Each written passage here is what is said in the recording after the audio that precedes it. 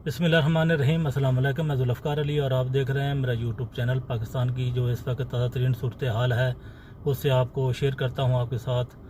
जो इस वक्त इस्लामाबाद की पुलिस की टीमें हैं वो लाहौर में ज़बान पार्क में पहुँच चुकी हैं इमरान खान साहब को गिरफ़्तार करने के लिए। वो भरपूर कोशिश कर रहे हैं इमरान खान को गिरफ़्तार करने की। आगे से कारकुनों ने भरपूर मज़ाहमत की और इमरान खान के पास जाने से रोक दिया।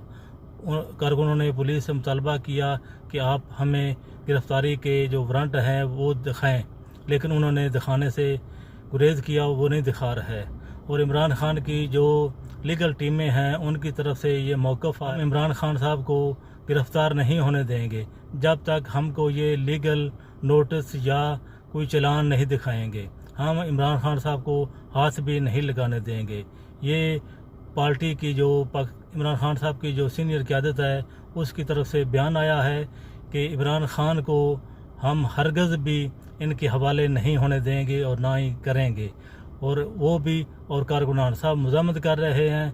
इस वक्त ज़मान पार्क में भरपूर मज़ाहमत हो रही है और इस्लामाबाद की टीम जो आई है टीम पुलिस की, उन्होंने लाहौर से पुलिस से मदद मांग ली है और वो कह रहे हैं जो भी इमरान खान की गिरफ़्तारी में रुकावट डालेगा उसको भी सज़ा मिलेगी, उसको भी छोड़ा नहीं जाएगा।